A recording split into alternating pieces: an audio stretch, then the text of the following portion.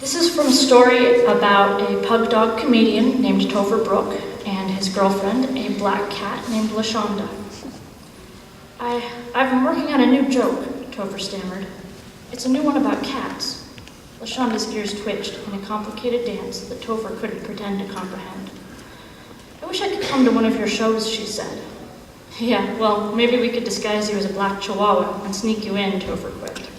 But seriously, I don't want you hearing most of those jokes. This one, I think you'll like it. I like all your jokes, LaShonda said. Someday, you're going to have your own TV show. Then you won't be able to hide your cat jokes from me. Yeah, right. The Topher Brooke show, he said. That's a good one. LaShonda flattened her ears. I wasn't kidding. Now tell me your joke. She could have ordered him to dye his fur green to match her eyes in that tone, and he would have obeyed. Okay, here goes, Topher said, steeling his nerves. The great thing about cats is, you never know what they're thinking. When you look at a dog, you know what he's thinking about. You don't even have to look. It's either food, sports, or food.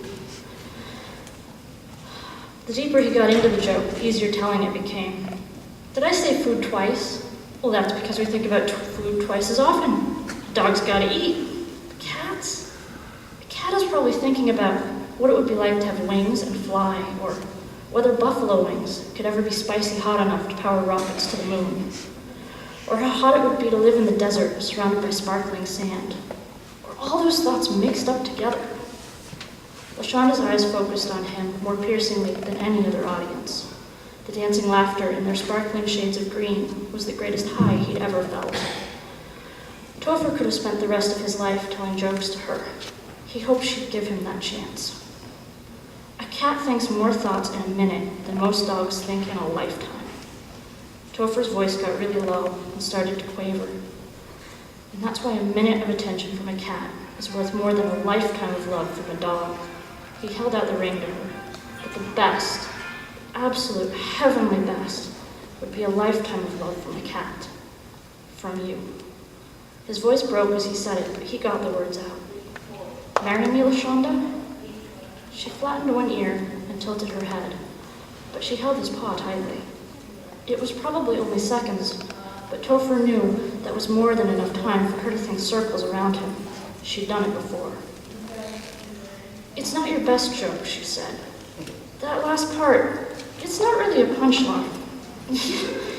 Well, he admitted, it has a limited audience. His heart was in his throat. He tried to focus on the smooth feel of her paw pads intertwined with his own. Being married to a cat, she said, that wouldn't be good for your career. We can keep it quiet, he said, but the glare she gave him changed his tune. Or sing it from the rooftops.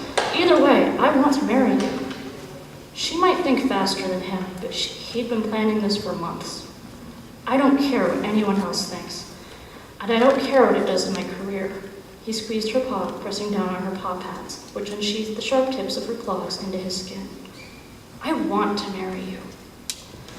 The seconds ticked like eons as LaShonda stared down at their intertwined paws, black and tawny fur pressed together.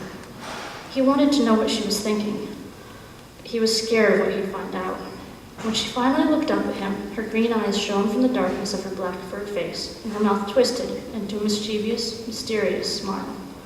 Topher loved that smile. Knock, knock, she said. After a moment of confusion, Topher played along. Who's there? LaShonda, his beautiful black cat answered him. Amused, he said, LaShonda who? LaShonda Brooke. And as she took his name, she also reached out and took the emerald ring.